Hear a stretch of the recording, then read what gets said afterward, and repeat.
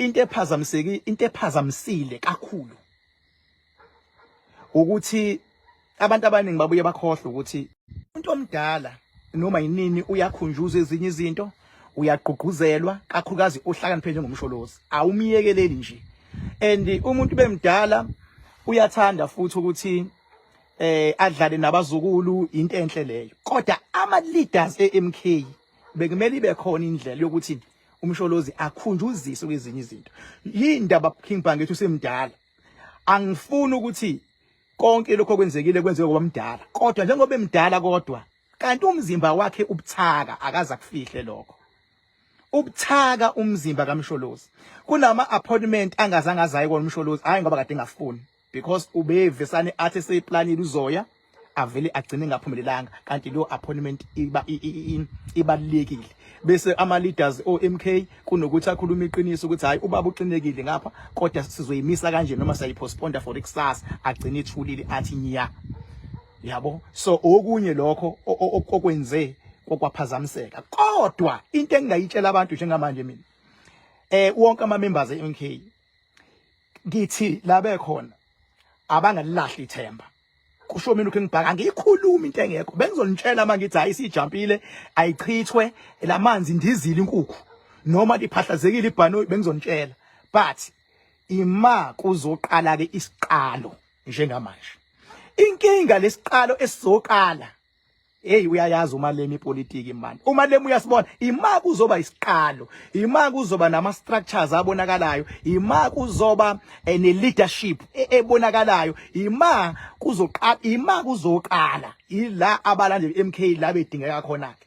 Kodwa because ngeke kubalekela ukuthi umsholozi njengoba kumakhaza kanje ubuye amakhaza amngene kuvuke lokho nalokhuyana, ngoba iminyaka isithe ukuthi kumele kwenzekeni, kumele umsholozi kube nomuntu oyedwa amthembayo ozomenza abe upresident weqembu, okuzoba uyena ozothwala wonke umthwalo, bese nikwe ithuba lo president ayihlelele yena icabinet yakhe within the MK. King Bhaka ukhona yini omcabangayo? Ngangishilo verse ngathi becabanga uMogoeng ngathi ngeke azakwazi uMogoeng because naye unama agendas akhe, uyabo, and futhi unokholo lwakhe, unezinto athembela kuzona, unabantu abamngungile abaningi. Umuntu mina ozokwazi ukuyisa iMK la abantu bene vision okuya khona, nala umsholozi ene vision ukuthi iye khona, qeda ngabenzi ubuxoki obukhulu, yilo baba lo owazi waphucwa amandla akhe omsebenzi ekuthiwa uJudge uHlophe.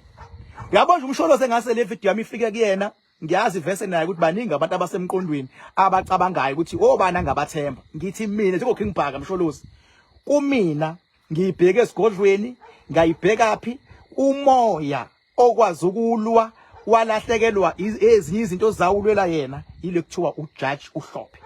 UJudge uHlophe uzokwazi ukubhekana nalempi enkulu ezayo, ngoba khona impi ekhona, and impi eyingozi ayikho lapha ya. Ngitshela iqiniso mina, mawungalifuni futhi ifokofo ngoba ngibheka ngokwamoya lento. Impi eyingozi enkulu ayikho lapha ya kuleya GNU efonyiwe. In fact leya GNU yabo iyona futhi ezophazamisa amandla abo going forward. Yabo, iyona ezophazamisa amandla abo abalapha ya going forward, but not now, not tomorrow, but one day.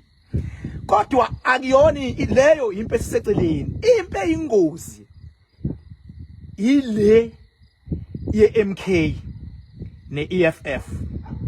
Khona impi lapha baba, kade ngiyibuka kahle esigodlweni, khona impi. Umehluko impi lapha ya idlalwa zinkunzi, inkunzi umalema, angilo ngasho njalo, and inkunzi umsholozi. Uyabona lo mthetho apply umalema njengamanje after iMK imphucile abantu, ngoba ngesiqhamba manje iMK idilile nabalandeli ekade bevotela iEFF, yababuyisa ngapha, yangagcina lapho iMK yaze yaphinda yayomgudluza ku number 3 kwangena wona iMK waba number 4 national. Impi ke leyo baba, ukuthi impi oyibona kanjani, kodwa ngokuthi umalema unepower, izimpi akayithathi ngalendlela umuntu ongena power ithatha ngayo. Ingakho ehlisa umoya, wenzani, wasupport iMK. Njengoba support iMK umalema yini ayifunayo yena, useyibukile iMK, wabona la like la bengekho fitting ngakhona, wabona la befike basale khona, wabona la bengekho competence ngakhona, waseyabothi la ngizocapitalize, angivele ngihlangane nalabantu. Kodwa ukuhlangana kaMalema nalabantu ulanda abantu bakhe. Niyoyibona one day into engisho. Because mangenzeka one mistake kwi MK njengamanje, one mistake kwi MK iphazamiseka nje lathizeni, ngenze sibonela ngisho kuzoba njalo. Bonke inqwaba yabantu ingancamela ukuyovotela iEFF, uyawina koMalema lapho. Kodwa ipolitiki lo Malema ngiyithanda mina, ipolitiki ejulile, ipolitiki ematured, ipolitiki ethi ungalwi wena, ehlisa umoya ukuze unqobe. Njengoba ehlisa umoya ngoba mangabe kupost uMalema manje usungaweza ama MK etha comrade etha nansi indoda nansi indoda, mangathiwa one mistake MK yaphazamiseka nongayiphi indlela, abantu bazothi beyongena kwiEFF useyawina uMalema. Mase ngiyabuya ngifuna nje ukuthi nawo uMalema ngithi ukumthinta kancane ngoba ngiyabhilivela kwipolitiki yakhe mina as King Bhaka nasesigodlweni futhi kuyabhilivelwa kuyona njengoba ngibhilivela kwekamsholozi, mase ngibhilivela kuyamaqabane engangilongishilo ANC ukuthi ukuba defeater into engekho lula because yila maqabane ayimimoya, imimoya baba ifana makuthiwa endlini yakho khona umoya ongenayo, uthi kade ubeke imali yakho la wafica isekho, kade ubekhiwe wemoto la usekho, kade ubekeni imaqabane ANC lawa agangile, yilawa akwazi ukukhwabanisa, yilawa akwazi ukuntshontsha, yilawa akwazi ukudistracta, yilawa akwazi ukudlala irobhani nje. Ngayisho as early as possible, yilawa ANC agudi entweni ezithinta irobhani, noma ungathiwa kubalwe phansi azophinda robhe, kuthiwa kuphinde kubalwe azophinda robhe, yabo, until adinwe umbimbi angaliphasisi. Ingakho nke ngathi abalithanda umbimbi olukhona manje rana kanjani. So ngifuna ukusika lapha kuMalema kancane ke i-idea kaMalema eyokuthi akuvula ama borders, akuvulela abantu bokufika bangene, i-idea emnandi leyo umuntu ocabanga big ngoba sonke siba mnyama. Kodwa empilo nayo ikho into ebalekile njengokuthi uzazi ukuthi ufunani. Khona into ezama short term goal, kube khona izinto ezama long term goal. Kwi short term goal understand ukuthi yini ozokuthola kalula bese ukusavisa kanjani. Kwi long term yini into oyithola kodwa ngelinye ilanga ungenze ugcina ungayitholanga futhi. Lento yokufuna ukuvula amabhoda into ye long term and engekho lula, ayikho lula le nto. Yini King Bhaka ingabi lula? Anginenzele kanje, ngizoyichaza ngokwe spirituality. Uyabona izilwane zako Zimbabwe nezilwane zako Nigeria, negebengu zako Zimbabwe, negebengu zako Nigeria, Mozambique, izinga lazo zingaphezulu kwabantu base South Africa. Ingakho kuqala umuntu bethi befuna izilwane ubephuma aye ngaphandle ayofuna izilwane azokhuluma nazo. Le South Africa awukwazi ukuthola izilwane kumuntu ozokhuluma nazo. I-level yala ayibavumeli abantu. Lana ukwazi ukuthola imimoya ukuthi okay uthwebula ithuna lomuntu, uhambile wayothwebula into ezilapha emgedeni, wathwebula into enjeyana, uyabona, wahamba wayemzini nomuntu obathakatha kanjeni, kusetshenzwa ngemimoya. Ingakho la engekho umuntu ongama athi King Bhaka mina nginento engikhuluma nayo engiyibonayo, akekho. Kodwa amazwe angaphandle banezilwane ezingaphezulu kwalizala, banalezilwane osakwazi ukuyibona. Uma eyangana noma nizongizwa yini, uma uthi wena uvulela abangaphandle, kusho ukuthi uvulela ukuthi angingene ngisho izilwane zize ngaphakathi engeke zilawuleke. Asishiyeke yezilwane ngoba imimoya leyo ngeke bayiunderstand abantu, asikhulume ngokomuntu ke manje. Abantu bangaphandle banenhlanhla ukuthi mabefunde ezikoleni zabo bafundiswa amakhono amaningi umuntu eyedwa, i-advantage. Kanti thina la besasalele ubusafundela leyo nto nje, futhi mawufundela ubufuna ukuba uthisha, uyabona, ufuna ukuba udokotela, uyabona, ufuna ukuba ukusebenza emahhovisi, ufuna ukuba business bani besikulapho. Lokho ukuthi ngempela ungakwazi ukufundela lemisebenzi eyokwakha, eyokwenza ilokhuzana, ama civil bani ngezinga eliphezulu and stuff. Leyo nto ifundelwa kakhulu kulamazwe angaphandle.